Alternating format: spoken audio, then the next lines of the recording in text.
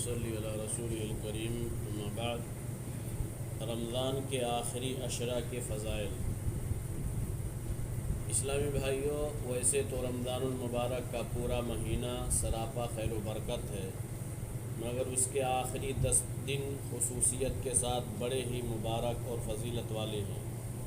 انہیں 10 دن کی طاق راتوں میں سے ایک رات شب قدر بھی ہے، اس لیے اللہ کے نبی صلی اللہ علیہ وسلم اس رات کو پانے کے لیے ان 10 دنوں میں بڑی محنت و ریاضت فرماتے تھے۔ بیویوں سے علیحدہ ہو کر مسجد میں گوشہ نشین ہو جاتے تھے، یکسوئی کے ساتھ اللہ کی عبادت کرتے تھے، اور ان راتوں میں اپنی ازواج مطہرات کو بھی بیدار رکھتے تھے کہ وہ بھی ان مبارک راتوں کی فضیلت سے بہرور ہو سکیں۔ حضرت عائشہ رضی اللہ تعالیٰ عنہا سے روایت ہے کہ جب رمضان کا آخری عشرہ آ جاتا تو آپ اپنا ازار باندھ لیتے تھے، یعنی بیویوں سے علیحدہ، اور اللہ کی عبادت کے لیے مستعد ہو جاتے تھے۔ اپنی رات کو زندہ رکھتے، یعنی راتوں کو اللہ کی عبادت میں مصروف رکھتے تھے، اور اپنی بیویوں کو بھی جگاتے تھے، یعنی ازواج مطہرات کو بھی ان راتوں میں بیدار رہنے اور اللہ کی عبادت کی تلقین فرماتے تھے۔ حضرت عائشہ صدیقہ رضی اللہ عنہ سے روایت بھی ہے کہ اللہ کے رسول صلی اللہ علیہ وسلم عبادات میں جس قدر محنت رمضان میں فرماتے تھے اتنی دوسرے مہینوں میں نہ کرتے، اور عشر اخیر میں جتنی کوشش فرماتے تھے رمضان کے اور دوسرے ایام میں نہ کرتے تھے۔ ان دونوں حدیثوں سے بخوبی ظاہر ہو جاتا ہے کہ رمضان کے آخری عشرہ میں اللہ کے نبی صلی اللہ علیہ وسلم دیگر ایام کی بنسبت عبادات و ذکر الہی میں زیادہ محنت کرتے تھے، نیز رات اور دن کے اکثر اوقات میں بالکل چاق و چوبند رہتے تھے۔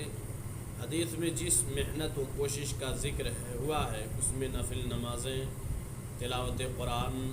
ذکر، دعا و استغفار، تسبیح و تحلیل، صدقہ و خیرات، احسان و ہمدردی،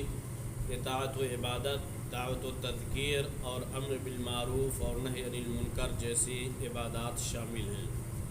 نبی کریم صلی اللہ علیہ وسلم کی سنت کی اقتداء کرتے ہوئے مسلمانوں کو بھی ان ایام میں عبادات کا خاص اہتمام کرنا چاہیے، اور اپنی بیوی بچوں کو بھی اللہ کے ذکر میں لگانا چاہیے۔ یہ بات عموماً دیکھنے میں آتی ہے کہ رمضان کی ابتدائی دنوں میں مسلمانوں کے اندر عبادات، خصوصاً تلاوت قرآن اور نماز تراویح کے لیے بڑا جوش و خروش پایا جاتا ہے، مگر جو رمضان کی مبارک گھڑیاں گزرتی جاتی ہیں ان کا جوش و خروش ٹھنڈا ہوتا جاتا ہے، اور صورتحال یہ ہوتی ہے کہ رمضان کے آخری عشرہ تک نماز تراویح میں وہی لوگ باقی بچتے ہیں جو 5 وقتہ نمازوں کے پابند ہوتے ہیں۔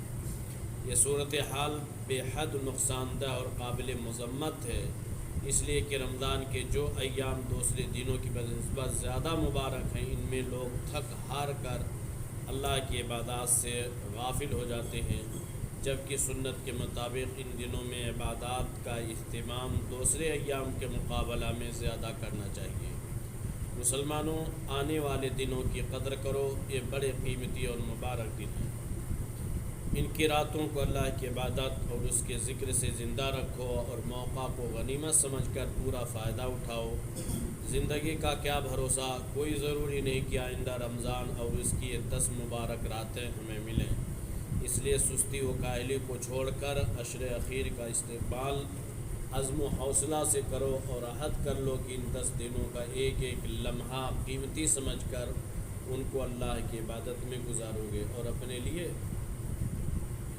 اعمال صالحہ کا قابل ذکر ذخیرہ تیار کرو۔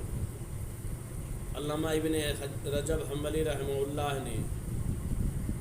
امام سفیان ثوری رحمہ اللہ کا ایک قول ذکر کیا کہ میں بہتر سمجھتا ہوں کہ جب عشر اخیر آ جائے